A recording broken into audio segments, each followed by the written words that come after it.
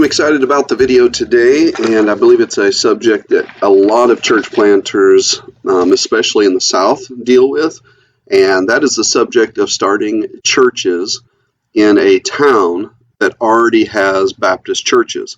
Now, we've all heard and we all understand when they say they're Baptist churches, but they're not conservative, but they don't sing the traditional hymns, but they're not King James, or whatever the case may be. We're going to talk today to Pastor James Abbey. He is in Alma, Arkansas, and we're looking forward to speaking with him. And so we're going to give him a call now and ask him some questions about starting a church in a town with other Baptist churches. And so let's give him a call now.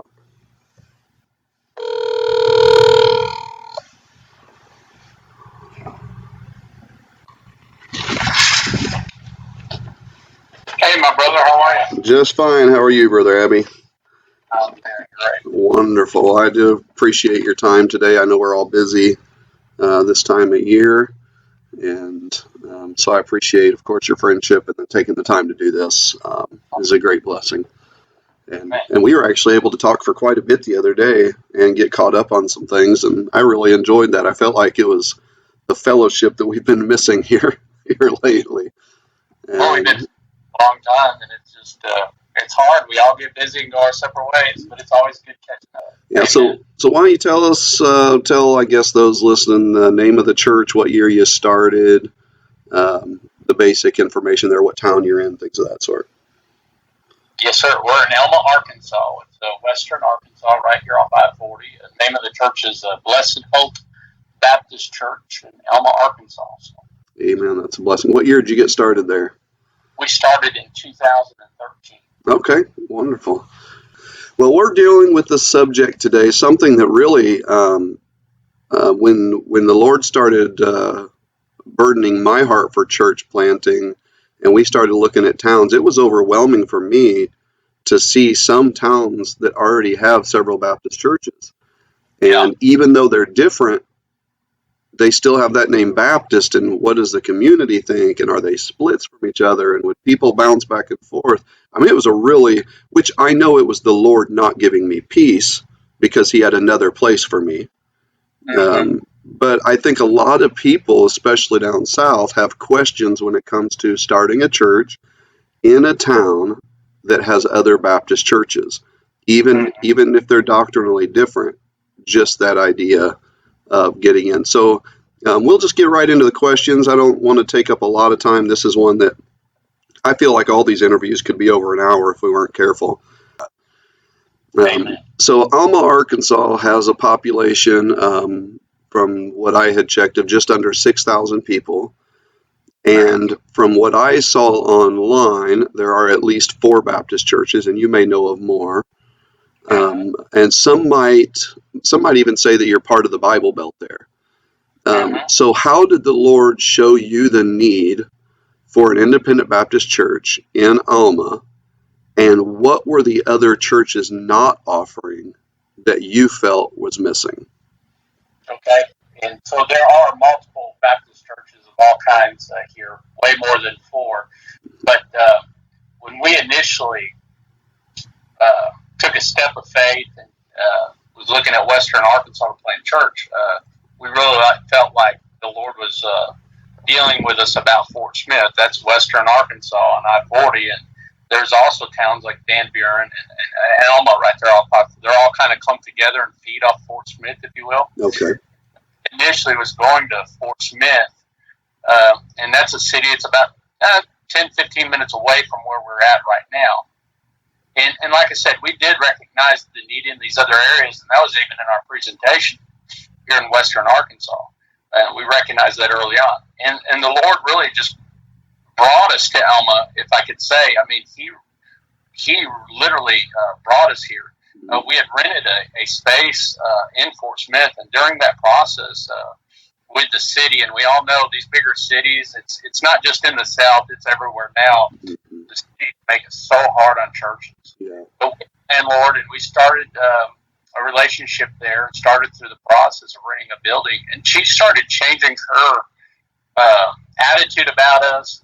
Things were changing, and I realized then this was not going to work out. But this is all we had, and just something wasn't right. And so things started changing, and it's interesting how God works, and because we started praying literally when we started going through these problems, like over the course of just a few days. And a gentleman that you know and I know, I won't mention him today, but he's been a friend of ours, goes to a church outside of Conway. We got a phone call from him one of these days where I was really struggling with what was going on, and I was just praying. And he calls, he says, "Hey, I'm passing through Fort Smith. I want to show you something. When I get there, can you follow me?" I said, "Sure can." Mm-hmm. And so we followed him, and we ended up in a parking lot at a building here in Alma, Arkansas. As soon as we pulled in the parking lot, it was just that spirit, that feeling that he's fixing to do something with this building, to us. Right. And sure enough, we get out of the car, and he says, "This is yours for whatever you want to do it. If you want to live here, if you want to do Bible study in this area, if you want to use it for the church, it's yours to do whatever you want, rent-free for as long as you want it." Wow. And so we didn't really know as much about Alma other than that God brought us here. Okay. Now, your original, I'm going to interrupt you just real quick. Your original passion or call you felt wasn't necessarily a city. It was Western Arkansas, and your mind just naturally went to the large city, and exactly. God kind of had to bring you to the exact place through this series of events. And yes, exactly. And I really struggled with that because when we went out, and we didn't really do a deputation, but we did have people contact us and have us in. We went to a few church planners conference, and I made a presentation. Sure. And we're going to Fort Smith, but in that presentation we talked about Alma and Van Buren, but our emphasis was on more Fort Smith. Mm-hmm. And I really struggled when I called our supporting churches and said, "Hey, the Lord just gave us a building over. It's not in Fort Smith and Alma." I really struggled with that. Sure. I even called your dad. I called Brother Graham. I think Brother Graham called me a knucklehead. He said, "Don't you see God's opening up a door?" Right. Yeah, but I want to hold to my commitment of what I told people. Sure. And what everyone just got behind us. I guess I'm harder on myself or harder on those situations. Oh, sure. But I want to be a man of my word, a man of integrity too. And the Lord literally brought us here before I even knew much more data than what you're asking in this question. Right. Wow. But I'm telling you, He gave us this building rent-free. We got to do whatever we wanted with it. And so we were already meeting in a motel in Fort Smith. And so I called the people that were coming. It was just a handful. Mm-hmm. And half of that. So, but they all lived closer to this location than over there. It was actually more convenient for them. So it was. Okay, so you didn't lose anybody by making that move. No, that was a beautiful thing about it. It actually helped us. So. Yeah, that's a blessing. Then 2 years later, we were able to purchase this building at a price for $127,000. He sold us this building for $20,000. So it was a huge. You know, one thing I'm learning in all these interviews I'm doing on different things is that when, we search for the right decision, but God has a way of confirming it in a way that's unmistakable. Absolutely. And, whether it's like you said, that the people that were coming were already closer that way, being able to purchase, those are little things that God uses to help us not question what He was trying to do. So did you do, I'm going to get kind of off of our script here a little bit, if that's okay. I say script just for those watching. I do send the questions in advance to people I talk to so they can be prepared. But with that, did you spend any time researching the other Baptist churches in Alma, or was it just that clear to you? Let's do this. Was there a what is Alma like moment, or even if it was a week or two? But no, I didn't even question it. We just were like, okay, God put us here, let's go to work. And then over a course of time, obviously, we learned about some things and so forth. But we did see the need early on. I did research some things early on about Fort Smith, and then I looked at Van Buren and Alma. I did research. I knew a little bit, but I didn't know. Okay, so you did research in the early days, just concerning. Okay, here's the surrounding city. Here's the population. Here's the churches. here's the need in this area, whether it's in one of these towns or all three, there's a need. Yep, and what I found was just enough research to realize it was the same trend that was in Fort Smith and in these areas too, and I know we'll talk more about that, but yep. all the same exact thing here that I did there. So. Gotcha, yeah. Okay, well, next question would be, what are the congregational sizes of the other Baptist churches in town? That's a good question, because there's three fairly large Baptist churches that are in our area. Okay. Like in Alma or just outside of Alma. Okay. And they're all Southern Baptist. And so the three bigger ones are. And I would say several hundred from what I understand. I know we have people that has come from them, and several hundred. And all three of those churches have been there for years. Gotcha. I mean, for several years. But there are several small ones, and I'd say their congregation size is between 30 and 100. And so a lot of Baptists and just like missionary Baptists, I know there's some missionary Baptists really struggling. There's probably 20, 25 in those. So, yeah. Wow. It's always interesting to me to see how many Baptist churches one town can fit when you get down south. And we just talk in the city. I mean, you start getting out more of the rural area. There's a lot of like smaller missionary or Free Will Baptist is real big in this area too. A lot of Free Will Baptist type churches, country type churches. Right. So sure. Smaller type congregations there too. So. Okay. Were any of the other Baptist churches in town that you know of started because of splits? I think that's one of my concerns when I looked was I don't know where these churches started from. Are half of them mad at the rest of them? Or so do you know of any situation like that there in Alma? Through door knocking and so forth, we have heard that there have been some churches started off one of the bigger churches due to split throughout the years, and most of that was like really old stuff. These churches had already been there for several years, but a lot of them had started, like some of the smaller ones had started that way from what I'd heard. I don't know the details or the facts, but I did that. Okay, yeah. I think that's probably one of those questions that, and maybe, I don't know, maybe people don't have those questions like I do, but those are my concerns is why are there so many here and how did they start? And, exactly. But, truth is the other branches, if I can say that, I don't even know if that's the right word, the other Baptist churches and organizations, Southern Baptist, Free Will Baptist, Missionary Baptist, Garb, whatever, they view it the same way we view it is there's not a Free Will Baptist church here, so let's start one. There's not a Missionary Baptist church, let's start one. There's not, so really I think their mindset is a lot the same as ours. We just come in and say, there's not an independent Baptist that's King James and sings the old songs, and we need that. Are there many churches of other denominations in town? Yeah. Okay. Assembly of God is really big in this area. The different branches of that Pentecostal style, worship really big, the work type style. But also, the Mormons are actually. We saw a trend here about a year or so back that they were really starting to try to grow more and stuff in this area too. So, but yeah, we have a lot of, like I said, Free Will too, but a lot of and there's Church of Christ in this area too. So, but a lot of the Pentecostal different style, and then of course non-denominational, new, what do you want to call it, New Age movement or whatever you want. Yeah, it's in the area. Yeah. Yeah, that's so really I'd say it's a pretty religious town or area. Yeah, and it brings up something too. I mean, when we still go out door knocking and stuff, and some of the older people we come across and so forth, J. Harold Smith was really did a great work here in Western Arkansas years ago.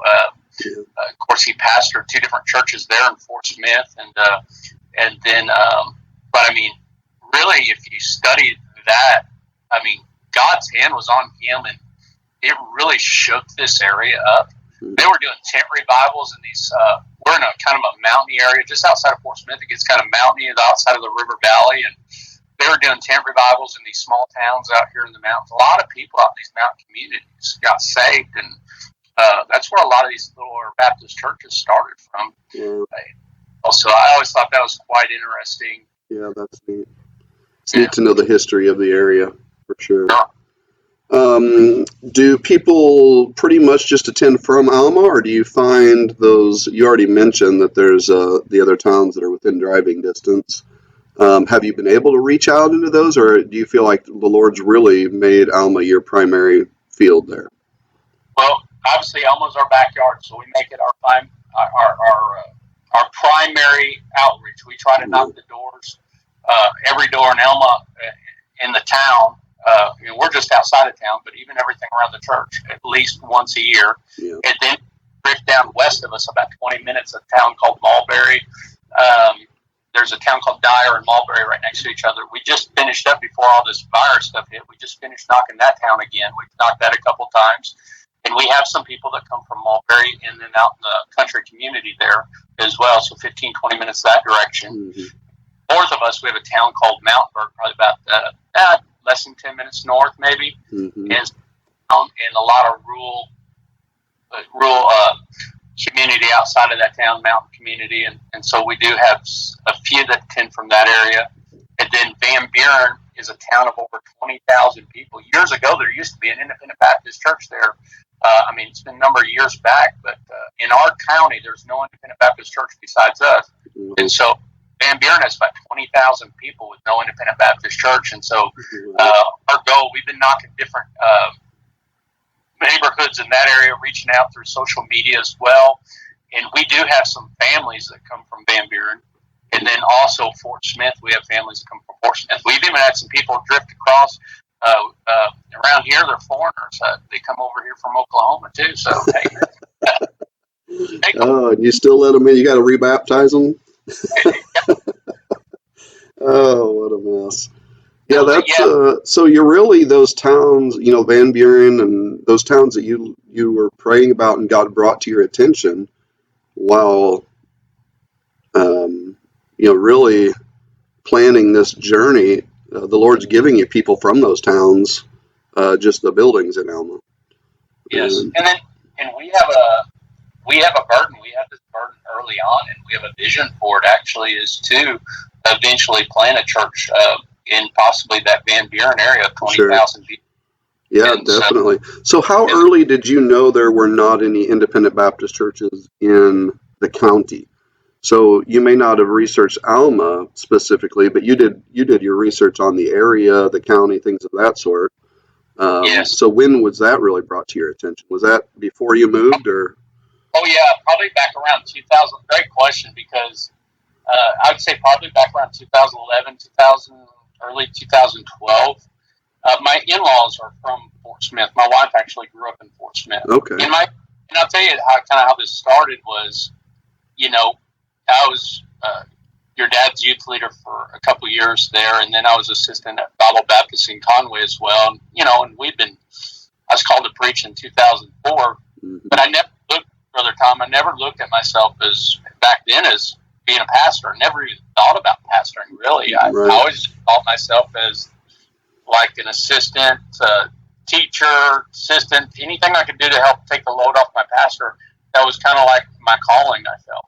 And but we saw the need, and we just simply asked this question. We saw this need as in my wife's family. They have a tradition of taking care of one another when their parents get older and so forth.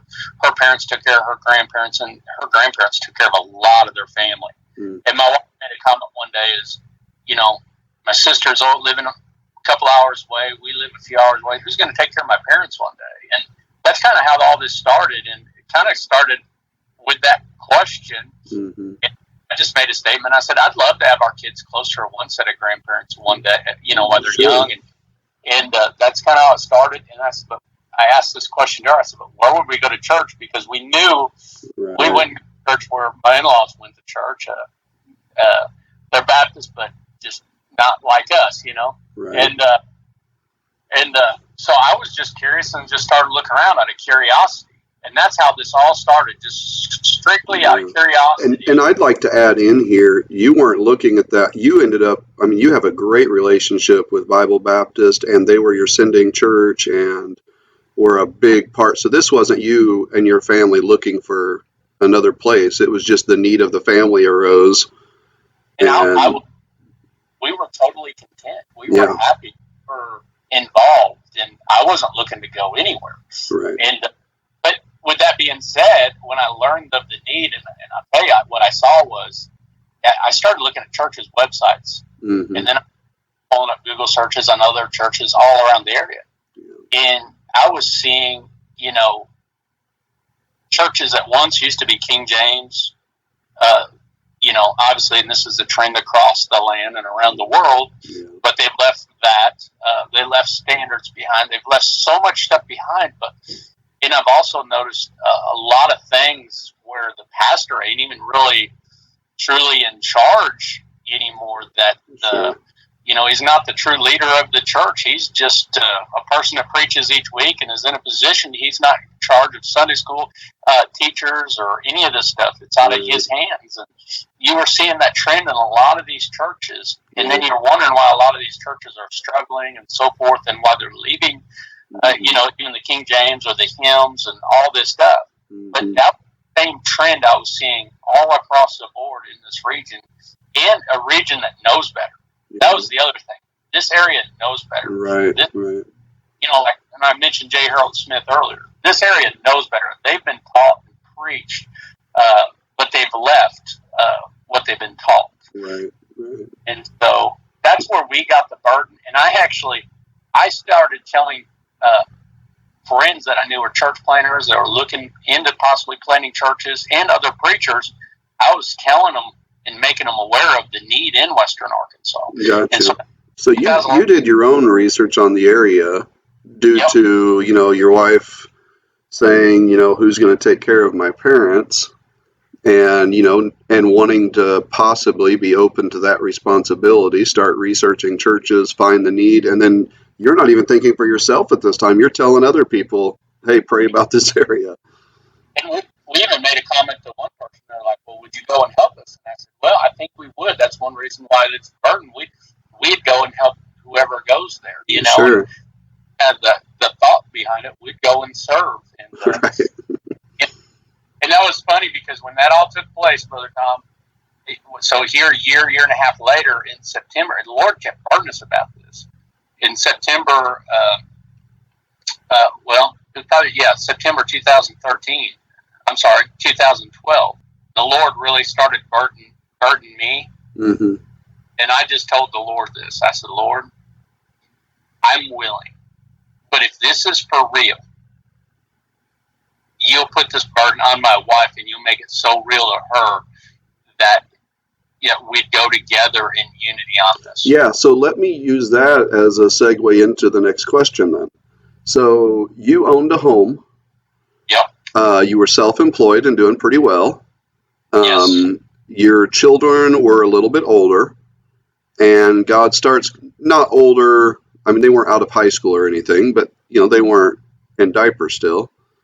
And God puts this burden on you that maybe you're the one that's supposed to start the church. Mm-hmm. I guess, how did God call you, and you may mention this, but how did God show your wife that this is the plan, and bring that contentment between the two of you together? Because like you said, you didn't handle this the way a lot of young people do, say, I think we're going to start a church, and you'll have that conversation. You told the Lord, I'm asking you to show this to her. Well, tell us first about how God told you you're the one, and then how God used it, your wife, and confirmed it to her. Just through that process of having that burden for the area and telling other preachers, Mm-hmm. and then he started making it so clear to me, just through my prayer time and so forth. It was just like a burden, when you get burdened about something, and then he just made it so evident to me one day that I'm calling you to do this, Mm-hmm. and I just felt inadequate and didn't feel prepared enough at that time, Right. and I wasn't 100%, but are we ever? I think any of us are. This is And that's what I learned through this process. None of us really are. We learn as we go, don't we? Yeah. I think a lot of times he's just looking for those who are willing and those that are faithful, and if we'll just get out of the way, he'll do the work through us. Amen. Yeah. And he just, like I said, it was a burden on me, and I said, okay, Lord, I'm willing. Mm-hmm. I said, but you need to make this clear to my wife. And to answer that question, I asked God to reveal it to her and make it so evident.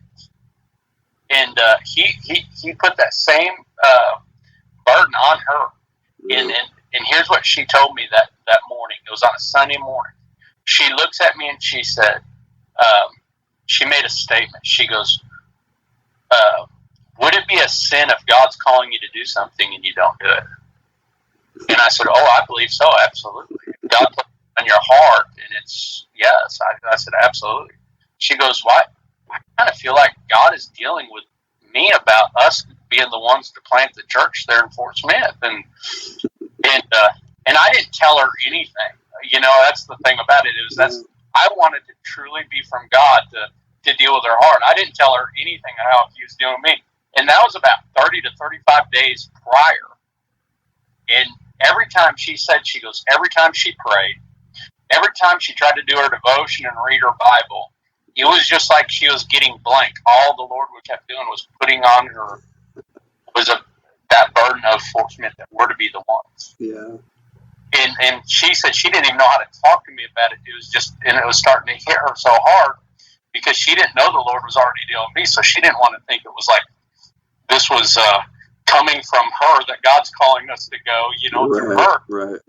Well, I think this is so important, especially for people watching, because there's this idea, and we've heard it. God calls you, not her. So God called him, not her. Let her be a wife, and I do believe we need to let her be a wife to us. But God can reveal that call to them, and I think He has to. I think.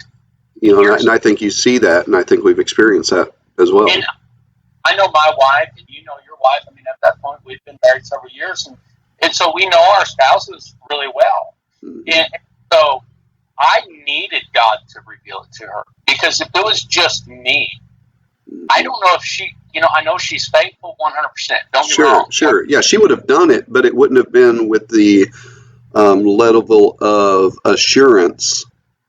Yes. That this is 100% what God wants. Yes, because I've seen her 100% on board from the beginning, and her heart was totally in this. And I could not ask for a better wife. I could not ask for a person that is. I mean, she is just. She don't try to lead. She just tries to be my wife. Right. But she's respected by the women of our church, and she handles things so wonderful. Mm-hmm. And always there when I need her. And our church has let her be my wife, and but she has such a respect from the ladies and so forth. It's just amazing God has used her here, and I just think it's because she was 100% all in from the beginning. Yeah, it was our call, and took that step of faith together. That Sunday morning, I said, okay. I said, if God wants us to do this, I said He might just be looking to see if we're faithful and willing to do it. Sure. And never put us in that position. And I told her that, and I said, so if God's put it on your heart, He's put it on my heart, and I was waiting on God to deal with you about it. He's dealt with you about it. I said, so let's just, and this has kind of been our model, if you will, even now today. I said, well, I made this statement. I said, well, let's just take a step of faith and talk to our pastor. So that afternoon, I took a step of faith, and I talked to our pastor, which was Brother Bernie McGee, and I shared with him everything, just like what we're talking about today. And he made the same statement. He goes, well, let's take a step of faith and see what happens. We won't force anything.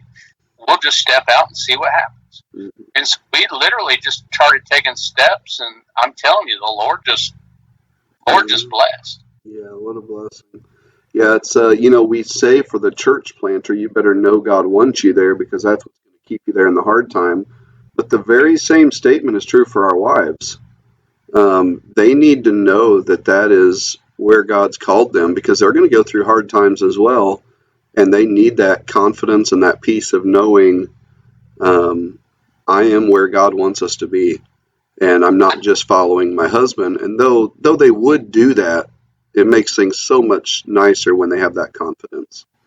I had someone ask me kind of a weird question one time as well. Did you really just go for your in-laws? And I said, well, I hardly see my in-laws. I see them maybe once a month, but they know we're here if we, we're here for them if they need. They're 20 minutes away. Right. We're here for them if they need us. So no, we didn't come here for that. But it's funny how the Lord laid up that burden on us through that question originally. And right. And truth is, you don't know what their future holds. You don't know how much they may need you guys at some point. exactly. And, those are the things the Lord knows, we don't. And so we just trust his leading and his guidance. And He just revealed that. And it could be that they don't need a lot of assistance, but that was the way that God used to show the need of the area to you. Dealing with that idea of being a Baptist church in a town with several other Baptist churches, did you get any feedback when you went there from any of the other churches or anybody in the community asking why another Baptist church is coming to town? I did a little bit as we started door knocking and doing, just really getting out there and hitting the pavement. Mm-hmm.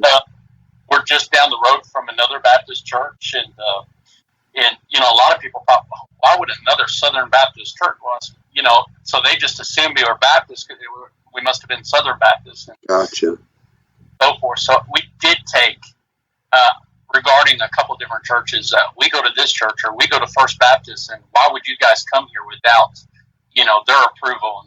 And once we explained to them that we're not of that, and they were more receptive. But it's funny because those same people, I would like to say, like our neighbors, so to speak, mm-hmm.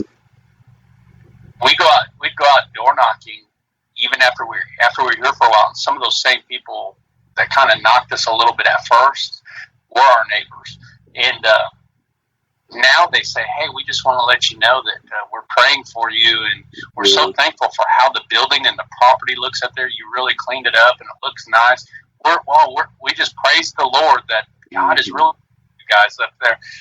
Even though those people don't come here, we've also built a relationship with our community because we've cleaned up the property, because we've shown ourselves friendly. And so you have not on purpose tore down the other churches saying, you need to come here because this one's wrong here and this one's wrong here. And so you've really not tore down anybody. You've just put your head down, keep working, invite people, tell them about the Lord, and let the Lord lead them.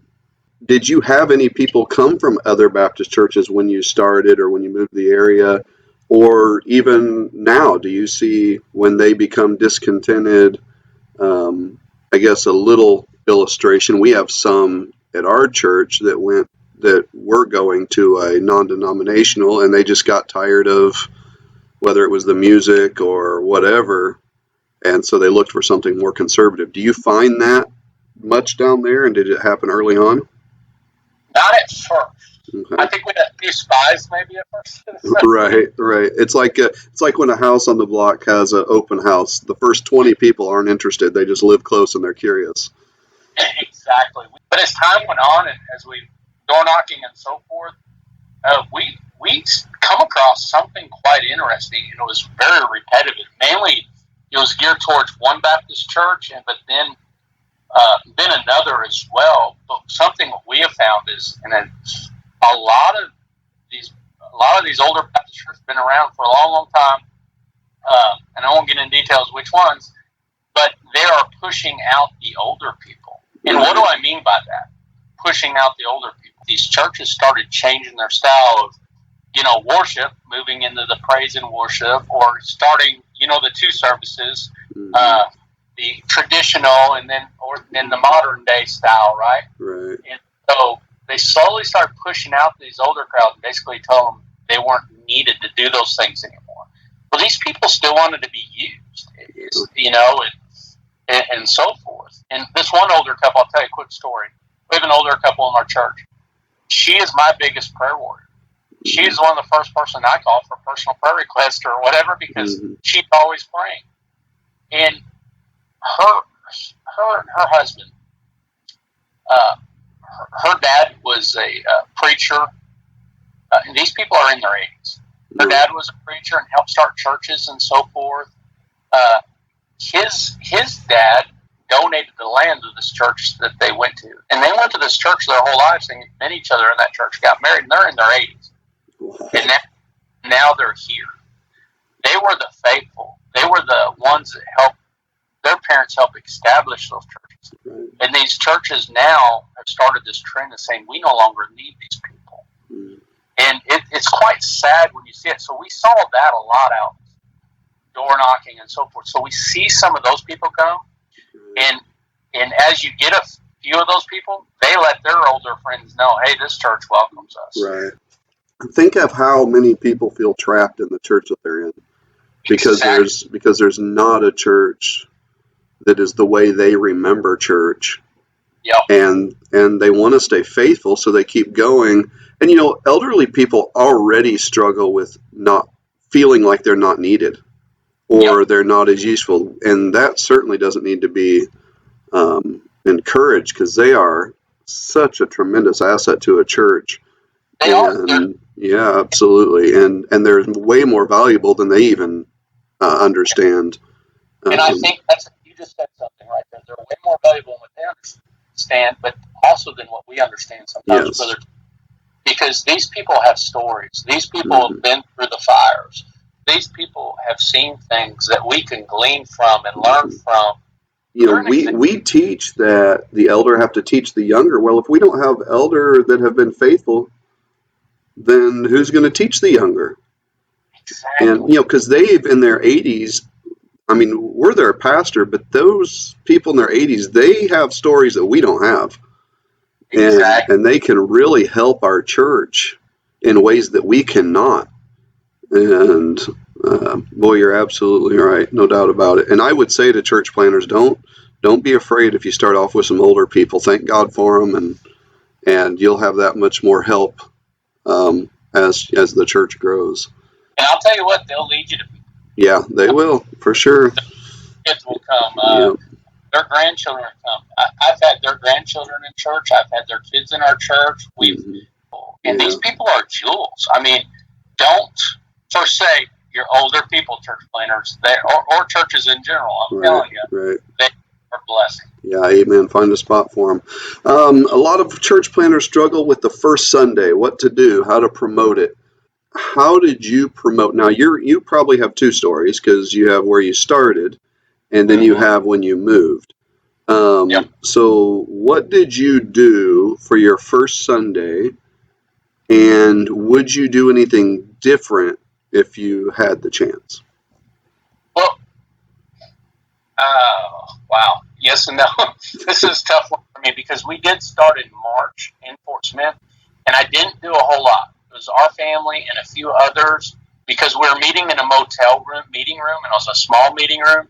And so March to May, that kind of was the deal. And then when we got over in the building, this building needed to be remodeled and so forth.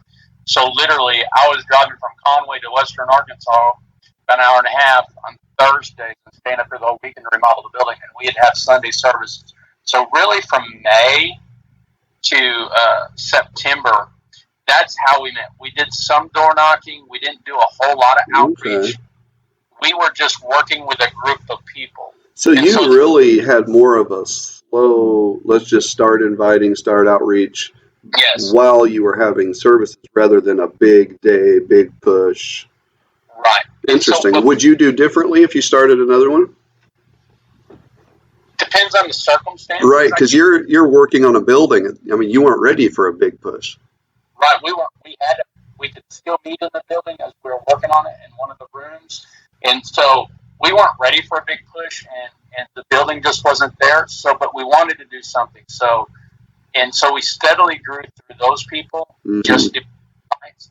And then, but we did set a date. Okay. And September, I think it was September 8th, 2013 was kind of like a grand opening day. That was my next question, is if you ended up with a grand opening rather than a first service. Right. So we did that on September 8th, and we did a big, huge deal. We had hamburgers, all sorts of stuff. We had like a question and answer time. The day before on that Saturday, we did a big, big push. And so we had a couple different churches. We had over 50 or 60 people show up to help us just for a couple weekends, just canvas and Okay. push torch that day. Okay. Basically, people know we're here. Okay. And it's kind of our big launch. So under those circumstances, I don't know if I'd do anything different. It kind of worked for us. So summarizing, you basically had service with those few while you did the construction, and then when you had that date, you invited churches, canvassed areas, invited, and made that day your big day. Yes. Which obviously the town had already known you were there. I mean, they were talking, I'm sure, with the work that was being done and things of that sort. Did you have a decent response on your big day or no?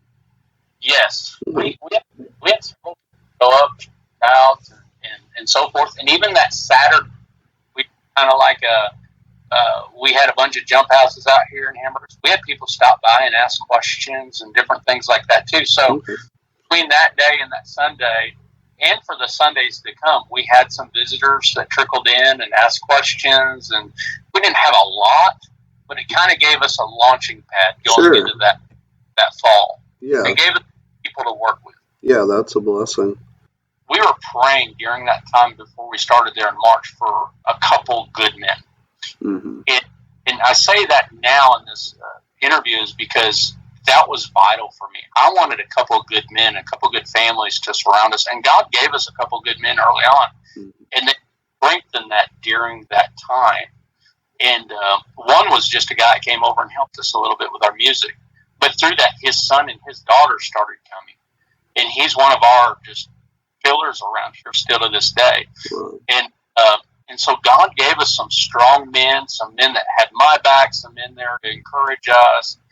And I think if these church planners would pray when they go for a good couple families and a good couple men, it makes all the difference in the world. Yeah, I agree.